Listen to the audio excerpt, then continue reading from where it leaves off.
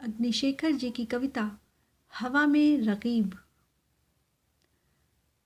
बाधित हो रहा था फ़ोन बार बार और हम बात कर रहे थे शिव द्वारा कामदेव दहन की। रह रह कर फ़ोन कटने से झुंझला रही थी वह। रह रह कर फ़ोन कटने से झुंझला रही थी वह। कहा मैंने, यह हवा में रकीब है जो किसी को दिखाई नहीं देता। आप उसे अनंग भी कह सकते हो। वह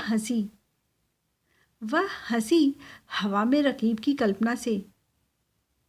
यह हंसी वास्तव में देश की खराब संचार व्यवस्था और चीज़ों के निजीकरण पर थी। यह हंसी देश के अरबपतियों के फैलाए जाल पर थी। लेकिन मैं फिलहाल इस अत्याचार को मिथकीय संदर्भ दे रहा था। उसे बताया मैंने, समय सत्ता की जटिलताओं को व्यक्त नहीं कर पा रही थी भाषाएं। उसे बताया मैंने, समय सत्ता की जटिलताओं को व्यक्त नहीं कर पा रही थी भाषाएं, जो इधर उधर घुट कर मर रही थीं या मार डाली जा रही थीं। और भाषाओं के जीनोसाइड की चिंता न थी किसी को। बाधित हो रहा था फ़ोन।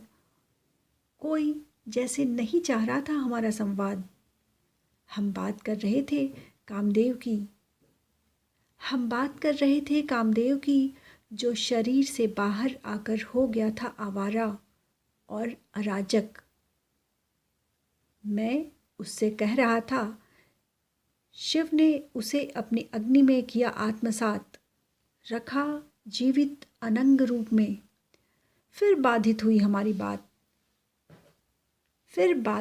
हमारी बात। हवा में लगा रकीब को। बात कामदेव से घूम कर मुड़ न जाए दूसरी तरफ।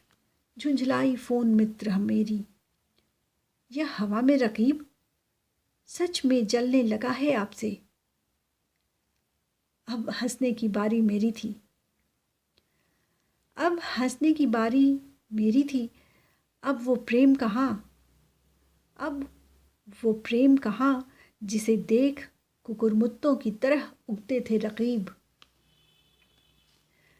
समय की गति बदल रही यंत्र पुरुषों में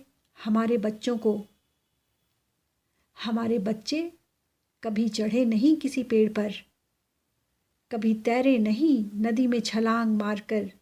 कहाँ है समय प्रेम के लिए उनके पास। फिर कट गया फ़ोन प्रेम प्रसंगों की बात पर। मैं सुना रहा था उसे एक प्रेमी की डायरी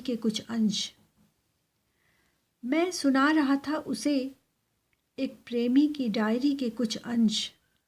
उसे अपनी प्रेयसी की नाक क्लियोपैत्रा की नाक सी लगती। फ्रांस की अपूर्व राजकुमारी पोलिन बोनापार्ट की आंखें थीं उसकी प्रेमिका की आंखें। और यूनान की वेनस के सुघड़ स्तनों से वह अपनी प्रेमिका के स्तनों की तुलना करता। टोक कर मेरे फ़ोन मित्र ने पूछा, अनंग का क्या हुआ था पुराख्यान में। मैंने उसे बताया, समय के हमारे नियंताओं ने उसे बदलकर एक जासूस उपग्रह में स्थापित किया है हवा में। इसे ही पारंपरिक भाषा में मैं कहता हूँ हवा में रकीब। वह फिर हंस पड़ी। इससे पहले कि मैं भी हंसता, हवा में रकीब ने फिर से काट